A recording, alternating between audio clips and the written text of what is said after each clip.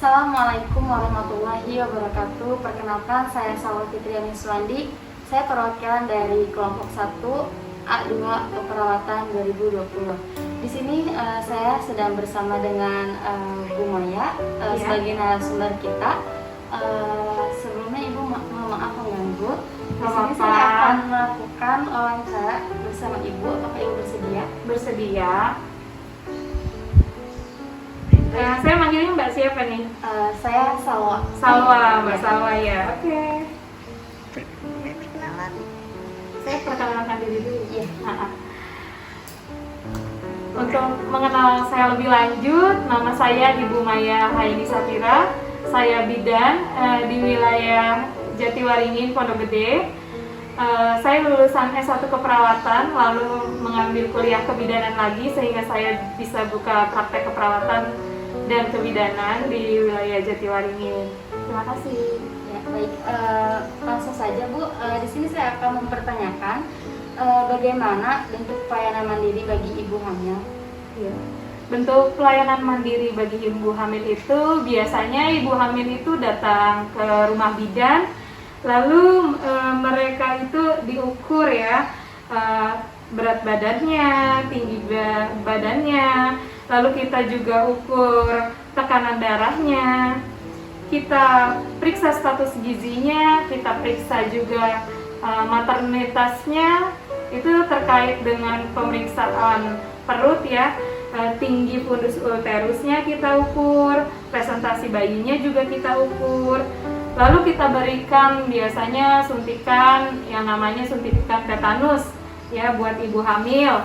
Kita berikan juga zat besi atau tablet FE, biasanya ada 30 tablet atau sampai dengan 90 tablet untuk 3 bulan sekali.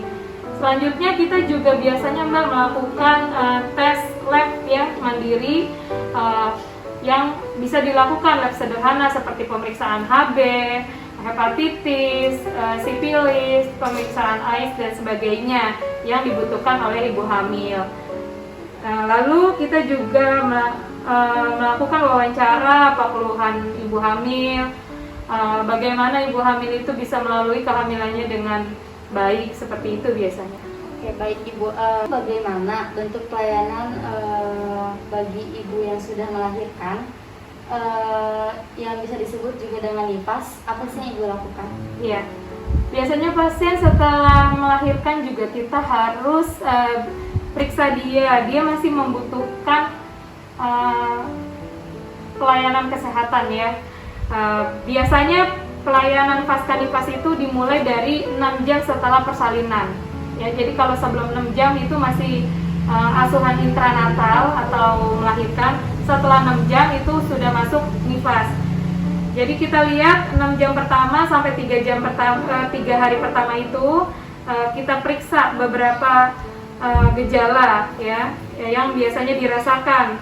Terus lanjut lagi hari ke-4 sampai 28 hari, lanjut lagi hari ke-29 sampai 42. Jadi nifas itu banyak yang bilang 40 hari atau 42 hari. Apa aja? Ya tanda-tanda bahaya yang kita awasi seperti perdarahan. Bu, ada nggak perdarahan? Lalu ada nggak Bu cairan yang berbau yang keluar dari vagina ibu? Lalu dilihat ibu ada nggak bengkak-bengkak dan sebagainya. Dilihat lagi ibu ada demam nggak setelah melahirkan, sampai itu 40 hari Mbak, sampai 40 hari. Terus payudaranya kita lihat bisa menyusui nggak ibu gitu. Kalau tidak bisa menyusui kita lakukan masase payudara ya. Lanjut lagi ibu kita lihat juga yang pernah nggak ngedengar itu ibu hamil itu setelah lahiran itu dia sedih Iya. atau sampai dengan kecewa, bunuh diri, perilaku kekerasan seperti itu. Nah kita juga harus mempenkes dia, memberikan pendidikan kesehatan sampai benar-benar dia itu sehat secara mental, seperti itu biasanya. Lalu sebagai bentuk tugas mandiri dari seorang bidan pelaksana itu bagaimana? Tugas mandiri bidan pelaksana? Iya. Iya. Jadi kalau misalnya kita untuk melaksanakan praktek sehari-hari ya kita jangan sampai kita itu nggak tahu iptek. Jadi iptek itu misalnya pasien bisanya nggak datang, bisanya lewat video call atau apa, kita harus bisa layani. Kita harus melakukan pelayanan mandiri, itu berarti kita siap didatangi pasien ke rumah. Pelayanan mandiri juga kita siap didatangi bukan hanya pasiennya tapi anaknya, balitanya dan remajanya, biasanya remaja putri seperti itu. Lalu bagaimana ya pelayanan yang Ibu berikan kepada anak remaja dan wanita pranikah? Untuk remaja itu biasanya kita lebih remaja, khususnya wanita ya, remaja wanita, kita lebih ke arah biasanya apa sih yang dia butuhkan dari segi fisik dan psikologis. Kalau fisiknya perubahan fisik, kadang dia nanya benar nggak sih ini payudara kanan kiri numbuhnya nggak simetris, atau sakit nyeri haid itu normal nggak sih gitu. Nah itu kita melakukan pendidikan kesehatan. Lalu untuk yang pranikah ya, kalau pranikah kita terkait juga dari segi kesehatan, fisik dan psikologis juga. Persiapan pranikah itu seperti memberikan imunisasi TT untuk pranikah. Itu aja Mbak.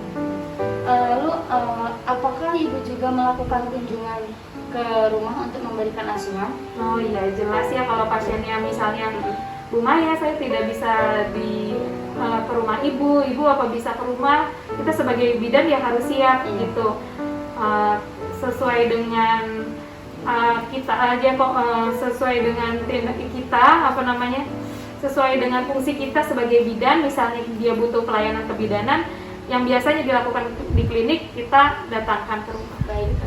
Lalu ketika klien Ibu berada jauh dari jangkauan, apa yang Ibu lakukan?